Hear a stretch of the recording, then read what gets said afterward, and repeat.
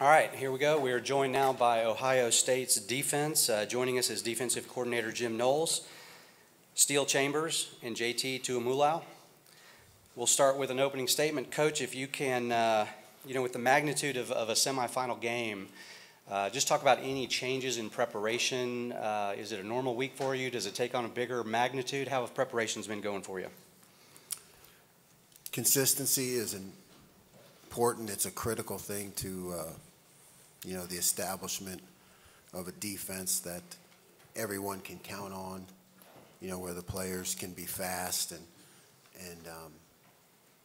so it's a process that you do try to keep consistent no matter what the magnitude of the game. We've had more time, which is a good thing. So we're able to sprinkle in some upgrades, some different things, work on the game plan longer. But in general, you want the players to feel comfortable with how you prepare, the way you go about your business, no matter what the situation, because when the critical moments come, they need to feel comfortable in their performance and preparation. And to me, you do that with repetition. Yep, very good. And for the players, I know you guys have gotten to enjoy a lot of bowl week events so far. Talk about what's been your favorite experience, your favorite event, activity for the week so far. Steele, start with you. Sorry, man. Okay. Gosh, it's been a fun week so far. I feel like as a team, we haven't really gone out as much because we've just really been preparing for the game. But as far as activities, I think going to the College Football Hall of Fame, that was pretty fun. Just seeing past Buckeyes and what they've been able to contribute to Buckeye Nation, just football as a whole, has been pretty cool. And then being able to play Family Feud and whatever, Drop It Like It's Hot, whatever the hell it was called, that was a lot of fun. It's just been really nice just being able to hang out with the team the past 3 days or so, just being able to bond a lot in a new place for a lot of people, so that's been really fun. Yep. JT, what about you? What's the highlight of your week? Other than coming out here, it'll probably be the MLK church, just seeing him out and talking to somebody who was firsthand there. Just getting to know a lot about the history from somebody, and from meeting Coach Bill Curry, and it was just fun to be there with the team and just enjoying the time there. There's a big game coming up. I think at the same time we gotta sometimes not worry about it so much to have some free time and have some downtime. But I say that was a pretty good highlight of my week since being here. Very good. Appreciate that. All right, we'll go ahead and open it up for questions. One reminder, just from yesterday, please everybody remember to silence your cell phones, please, so we can have a good environment. All right, raise your hand. We'll get you a wireless microphone. And I guess we'll start right here in the front row on the right, please. Coach Knowles, when Darnell Washington and Brock Bowers are on the field at the same time, with Brock being so versatile, do you count it as 11 personnel or 12 personnel, and can you explain what that might mean? I mean, I think you have to, because of the versatility, the fact that they can line up tight to the formation and wide, you have to prepare for those two tight end sets. And you're not going to get that all the time.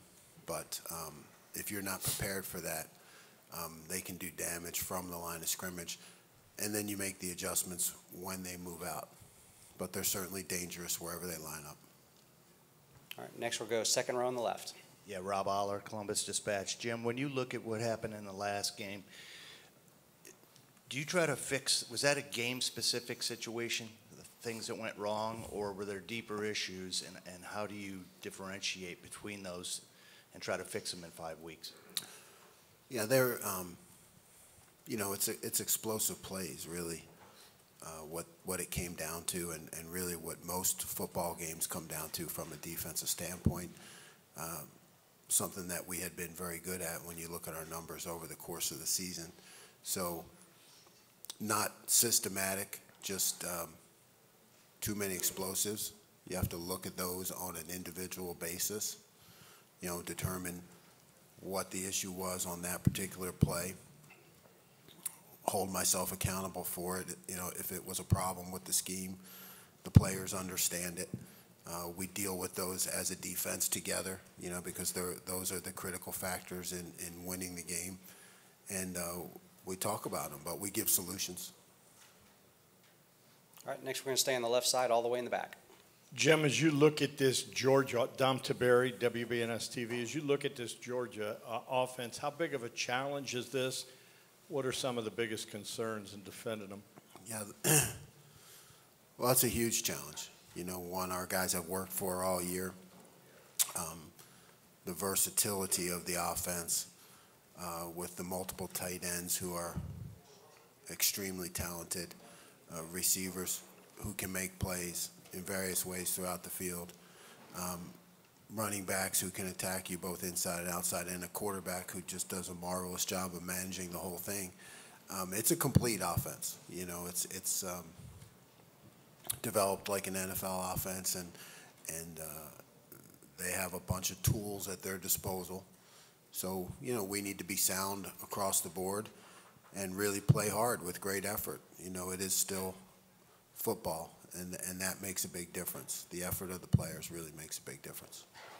Okay, we're going to go across the aisle on the right. Yeah, Clay Hall, ABC 6, Fox 28 in Columbus. Coach, first to you, just a similar question. What is the degree of difficulty as you go from Michigan to Georgia? Any similarities? Is this a tougher test? You know, they're I'm not trying to be cliche, but they're all tough, you know, the way I look at it, because, you know, our job as a defense is to stop the opponent. You know, the stop rate is very important to me, something I think our guys take seriously. And, you know, we've done well in our stop rate over the season. So each team presents different challenges, and this is the reigning national champion. So you're talking about a bunch of guys that are going to play at the next level. You're talking about a serious program that has a consistency to it and multiplicity. So it's a huge challenge, but we need to take it apart piece by piece. That's what we've done. Make sure everybody is on the same page and play hard. All right, next we're going to go with left side on the third row. Yeah, following up on that, Jim, Jacob Bench with the Lantern. You've talked earlier this season about your first season at Ohio State serving as defensive coordinator. It's like the pinnacle of college football, a dream destination and whatnot. I'm curious from your point of view, just how has it been preparing for the college football playoff at Ohio State for you personally, and just your approach, and just have you noticed any differences just coaching ahead of the playoff for you now that you're at Ohio State? No, I mean, I really have not taken time to do that. That's not my job. My job is to prepare these guys the best I possibly can for the challenge that awaits them.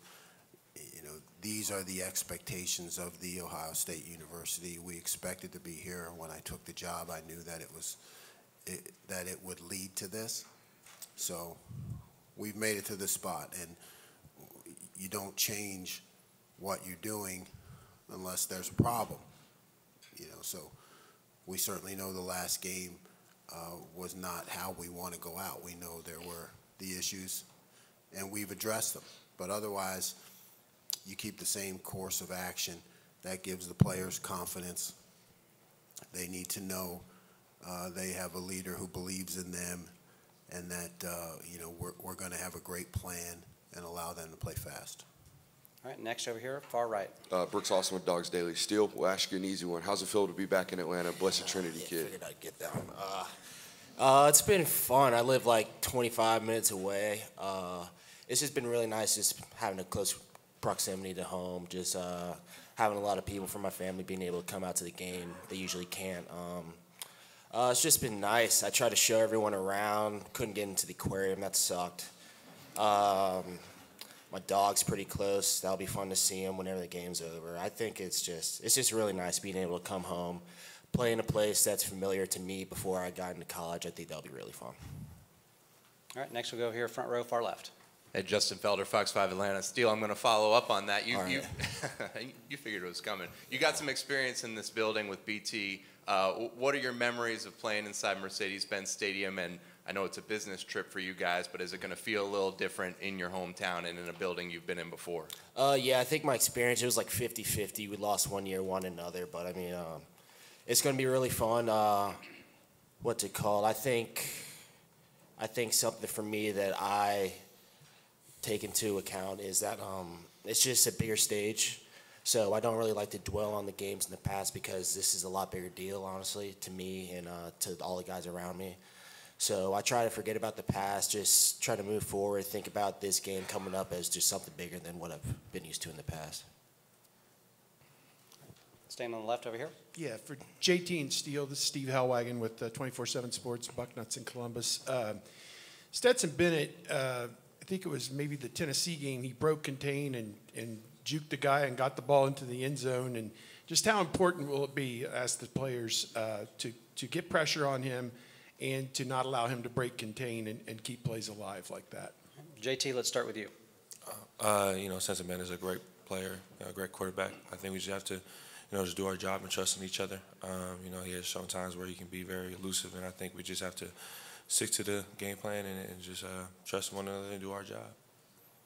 Yeah, I think it just comes down to doing your job, just trusting the guy next to you that whatever his assignment is, he's going to get it done. And yes, that's a Bennett. He's a great player. He's got this weird little dead leg thing he does that's annoying whenever he's out in open space. But, I mean, he's a great player, and I think he's going to take 11 guys to really stop him and stop that entire offense. All right, we're going to take the next question over here on the left. This is Justin Holbrook, NBC4 in Columbus. Jim, you mentioned just going off that question of how hard it is to contain quarterbacks, even going back to that Toledo game of trying to track a guy that can move around the pocket and emulating that in practice. I wonder how you prepared for that for a quarterback as talented as Stetson is in throwing, but also making it happen with his legs. You work on it all the time, but like I've always said, it's a balance. You don't want to hold your rushmen back. I mean, you want those guys to be able to go, but you have to operate with fundamentals, with the knowledge of how this guy likes to scramble or at least create room for himself and where he moves to. So, you establish game plans and, you show your guys and you illustrate it. But at the same time, you don't want them holding back. So you're right. I mean, it's part of the game. It happens at all levels. Some guys scramble more than others. But if you're going to be effective in your pass rush, you got to be able to go. You just have to have knowledge of the seams and operate on multiple levels and have other players with eyes. That's important, to eyes on him to be able to react to the scramble. All right, staying in the back, all the way to the back left. Jim, Dom Tiberi, WBNS TV. You talked about the explosive plays. A lot has been written about basically 5 plays. If you studied this, did it come down to those 5 plays in your mind? Yes. Well said. Okay, we're going to go over here in the front. And I love you, Don. You know that, right? Yeah, Brooks Austin with Dogs Daily. JT, not often you see football teams rotating tackles. How rare is it, I guess, and how do you go about studying maybe seeing 3 different guys out there between Broderick, Amarius, and perhaps Warren McClendon? I think it all starts with preparation, just being ready for whatever is going to be thrown at you. Great group of guys, great tackles. I think we just have to, stay poised and just be ready for the changes. All right, right here, 4th row on the left, please. Coach Caleb Spinner, Scarlet and Gray Sports Radio. Knowing how different you've set up your scheme than any other team in college football, how much of preparing for Georgia is looking at film from previous games, for example, the SEC championship against LSU, and how much is going to be feeling them out in the first half? It's a good question. I mean, you're always going to take a lot from what you've seen, and you have a chance to piece a lot of things together to have an idea, But you're right. It's all a guessing game when it comes to coaching and preparing it. You look at what they've done. They look at what you've done, and you're trying to predict and guess. Okay, but meanwhile, both sides are coming up with different game plans. So a lot of it, like you mentioned, is about adjustments and determining their attack early on, and they'll be looking at us the same way. Do we have over here? No? No? All right, next question. Where are we going next? Okay, we are going over here. Yeah, Coach Steve Hellwagen with 24/7 Sports. The two plays that Michigan made to the tight end, it seemed like your safeties may have been caught looking into the backfield on those two plays, one for a long touchdown, the other for an important fourth down conversion. I guess just those are veteran players that you had in those situations. Just what happened in those two instances, and what have you, I guess, done to preach discipline in this last month or so those type plays don't happen again? Yeah, I mean, nothing's perfect in this game. If it was, we'd be playing on a computer, but we're still dealing with humans. So when things go wrong, as you mentioned, and you got great players and really, really good young men, I think if any fans or alums of Ohio State would recognize just the kind of quality of people that we have in the program, they'd be really proud. So you look at the things that you're talking about and you say, well, okay, he's a really good player, he's a really good kid, and something went wrong. So people want to point blame, and that's where it comes back to me. I mean, it's definitely, our players, they are always trying to play their best. So now it's up to me. I think it's easy in the cop-out as a coach to say, well, that guy blew this particular play, or he didn't get it right, and I coached him on that. Well, I didn't. I didn't do a good enough job. If he didn't show up in the game doing it right, then the fingers need to be pointed back to me, and they say, okay, what did I call? Why did I call it? Why did we not finish that play right? And those are the things that keep me up at night, and just keep working on it and grinding on it. And when you have a team and a bunch of good guys and people don't point fingers at each other, we all just get in it together. You own it, you accept the accountability for it, and you work to get better every day. And that starts with me. All right, we'll take our next question right here in the third row on the right. Coach Anthony Dasher with UGAsports.com. In preparing for Georgia's offense, I was just wondering, how familiar are you with Todd Monken? Have y'all's paths ever crossed before? Yeah. I mean, I know the Monken family well. I mean, I don't know Todd that well, right? We've crossed, but Jimmy Monken, but it's a big coaching family. And Jimmy Monken was in my fraternity at Cornell. He's not a coach, but his dad was, and so it's a big coaching family.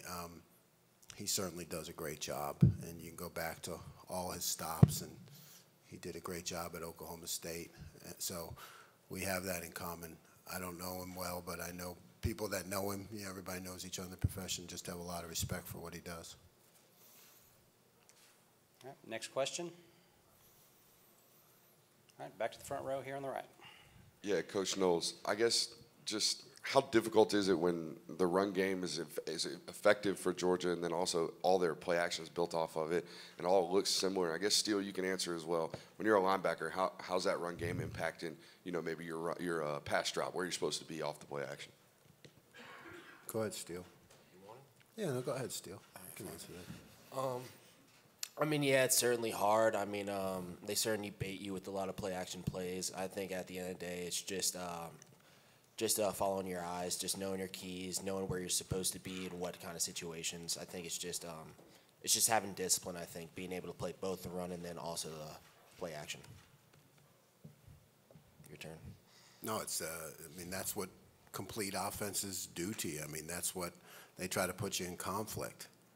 That's the whole idea of an offense that's complete and total, and has different tools and targets and ways to keep you off balance, and they do a great job of it.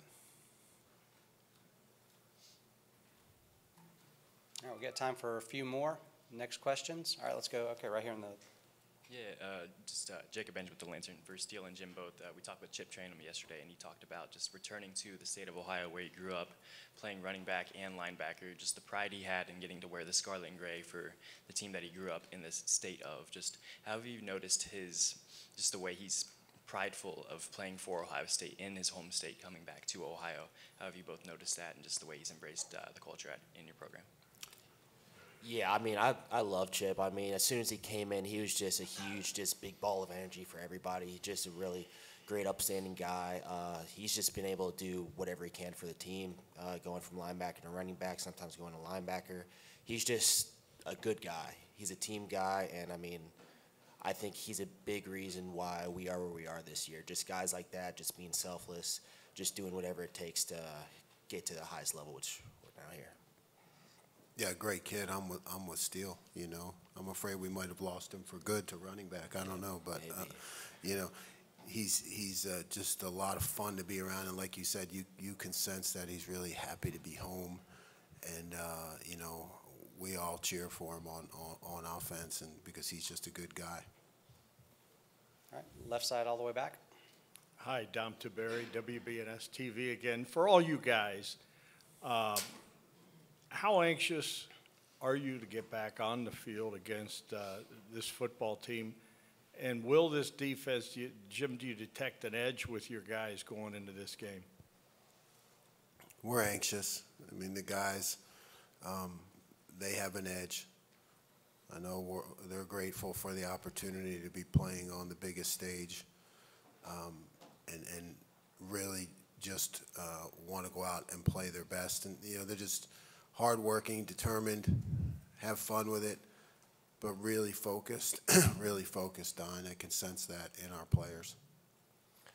Yeah, I mean, it's been a month since we've played, but I mean, you can tell even in practice, everyone's got a chip on their shoulder. And I mean, JT gave a rousing speech right before we got into playoffs, gave me goosebumps. But I mean, I think from then on, it's just like everyone's just been really serious as to what we plan on doing. And so the last month of practice, everyone's been going at it full tilt.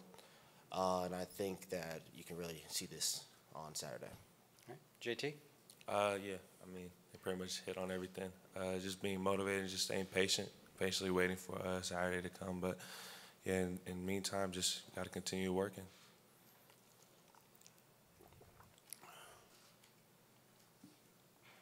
All right, we got time for maybe one or two more. Any final questions? JT, you anything you want to share about the speech? Yeah, it was just pretty much just at that time. I think it was very, it was a very uncertain time. No one knew if we were going to get in, but I think it was just more of just, everybody got to stay ready and hold each other accountable. All the morals we talk about within our team just has to be displayed at this moment. Telling them that, shared a speech where, or pretty much a testimony where, humans might plan the course, but God plans the steps, and, we just got to trust in His plan, and, there's a reason for all this happening. We just got to keep trusting in Him and, and believing in Him, and, we got a blessing that we are here, and now we just got to keep going. All right, any final questions? Last chance. All right, I see none. Thank you, gentlemen.